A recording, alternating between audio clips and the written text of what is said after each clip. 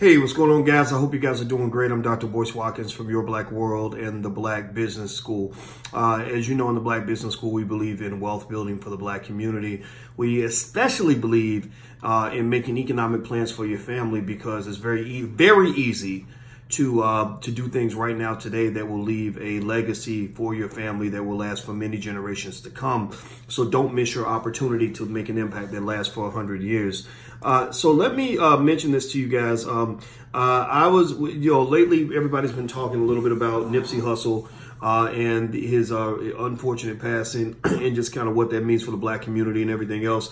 And there's a lot of Nipsey Hussles out here. Y'all just won't know who they are until they die, apparently, because that's what we do. We tend to wait till people are dead before we show appreciation. But either way, though, one of the conversations that came up was, some of these fundraising efforts, like Reggie Bush was trying to raise money for Nipsey's kids, and the family was like, "We're good. We don't need this." And I remember thinking about that and thinking, like, what is it that would make somebody think that because this Black man died, that his children are not provided for?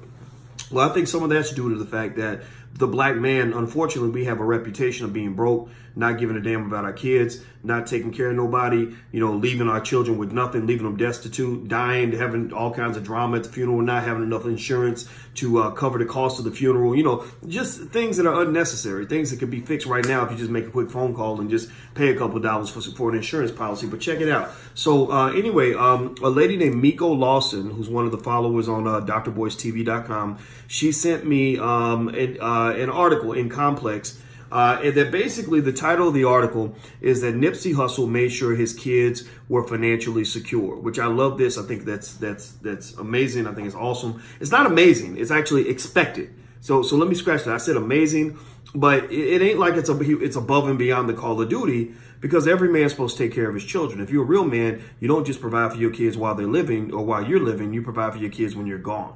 Okay, so Nipsey was a real man, apparently, based on this article. It says that according to TMZ, let me see here. Let's see, the kids basically are well taken care of because Nipsey owned his own masters for his music, which is now going to be making more money because he's died. When artists die, the music becomes high demand. Just like art's the same way. A lot of famous artists, that actually paint, like they didn't start making real money until they were gone. So it's kind of sad because some of them died in poverty. Also, he had trust funds in place. Trust funds are a very powerful, very important way, very significant way to pass your wealth on in a way where you can control it in a fashion where you can make sure, your money's not going to stupid shit, not going to people that are not going to be responsible. One of the things that I also recommend is making sure you have requirements for people to get access to that money. Not just requirements in terms of like, oh, you got to be married or you got to do this, you got to do that. I'm talking about like education, financial literacy. Like Shaquille O'Neal has a rule, he's worth $400 million. And Shaq's rule is with his kids, he said, I told them, if you don't show me degrees, then you won't get the cheese. And basically, he's like, you're not touching my money unless you know how to manage that money. That's like a farmer saying, you will not get my land unless you know how to farm that land and make something grow. If you take my land and you turn it into a desert wasteland and kill everything on the land, then I'm not going to give you my land. Well, the same thing is true with wealth. Wealth is like a plot of land. And a good farmer of wealth is somebody who knows how to plant seeds in that land and grow a bigger crop. Money is a seed. Money's supposed to be grown. So if Nipsey leaves $1 million to his kids, that $1 million should be 5 to 10 million by the time they're done. And they should be leaving their children 10 million. And then their children should be leaving their children 100 million. And their children should be leaving their children 1 billion, right? The money's supposed to grow. It's not supposed to sit still. It's certainly not supposed to drop. So the fact that Black wealth is dropping means that our wealth is dropping. Student loans are dropping our wealth. Bad spending habits are dropping our wealth. Us not learning how to invest is dropping our wealth. So just understand that money can grow or money can sit still or money can decline. Your money should be growing. So anyway, it says that the crowdfunding campaign on behalf that Reggie Bush put together, they said that's not necessary. And I agree. On drboycetv.com today, I actually kind of jumped into that a little bit. It was saying that, sorry, I'm choking now, that if we really want to celebrate the legacy of Nipsey, I ate an apple today, and I think that a piece of the apple got in my throat. Okay, sorry, y'all just sat here and watched me cough like a crazy person. But I'm gonna keep it going. Okay, so one of the things that I mentioned today on drboystv.com is that if you are talking about Nipsey and celebrating his legacy, you know, I appreciate. I think all the emotion is powerful to watch. I think the symbolism is powerful to watch. The imagery is powerful to watch. But I think that we have to ask ourselves a really important question. What happens after all the emotion's gone? What happens when, you know, when the imagery's gone? What happens when the symbolism's gone? You know, at the end of the day, you have to have some substance, you know, and I think that with Nipsey, him being a big investor, being a big wealth builder, and the whole conversation about gentrification that's taking place in that Crenshaw area, it only makes sense that we would take that emotional energy and go raise, you know, $100 million or something and go buy up a ton of property in the area. I mean, think about this. Black people raised about $500 million or more. We actually gave Disney between $500 and $700 million toward that $1.3 billion that they made when they made a movie for us. But all they gave us was symbolism. All they gave us was emotion. All they gave us was a feel-good moment. So black people, one of the things you must understand is that if you want to stay broke, then spend all your money on a feel-good moment, because a moment is fleeting, a moment's gone.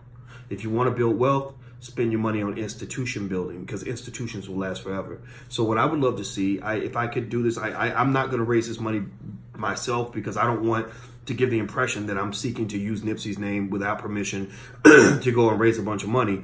And Crenshaw ain't my hood. You know, my hood is somewhere else, but I respect the people there. But I would say that if somebody close to the family has the trust of the family and can go out and do a big fundraising campaign, and black people gave as much money to that as we gave to go see the Black Panther, I think that you could really see something in that community that could last forever. So what I would probably do is raise $100 million and push people to give, you know, whatever you gave, whatever amount of money you spent going to see Disney's movie, which they didn't give you shit for that, double that and give that to the Nipsey Hussle investment fund.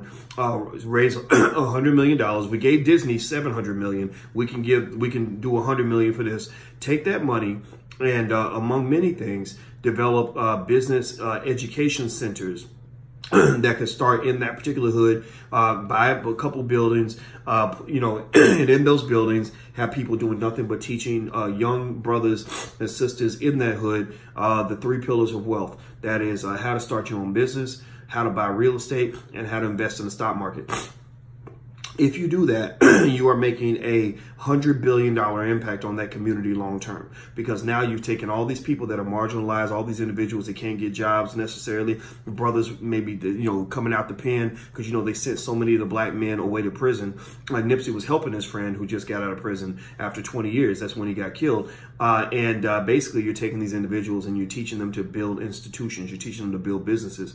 And the business development, what that does is it has a multiplying effect, because it creates jobs in the same community that these individuals live. So that's my 2 cents. I think that I'm not surprised Nipsey's kids are good. I mean, I read, you know, he's worth $8 million. Lauren London's worth $8 million. I would have been stunned if the kids weren't provided for in some capacity. And I want you also to provide for your kids. You know, ask yourself, do I have life insurance? If I was dead tomorrow, what would happen to my children? And if you are not comfortable with the answer to that question, then it's time to step up and do what you're supposed to do. Seriously, this is basic stuff. This is what we're all supposed to do. This ain't calculus. This ain't advanced nothing. This is what human beings do when they love their family, when they love their community, when they love their hood, when a man's being a man or a woman's being a woman. So let's be real men, let's be real women, and let's not make it a big deal when somebody does the right thing. Let's make it so common that it's not a big deal at all, that nobody even notices that you had adequate life insurance and estate planning, because everybody's doing that in the black community. So that's it. I'm Dr. Boyce Watkins. I'm out of here. If you want to know where I get my insurance needs taken care of, I go to theblackInsuranceNetwork.com, theblackInsuranceNetwork.com. Also, if you want to get started on your wealth building journey in the Black Business School, we have programs that cost as little as $2, $3 a day. You can go to blackmoney101.com. That's blackmoney101.com. Make sure you hit the like button, subscribe button, and all that. I'm out of here. Have a good day. See you soon. Peace.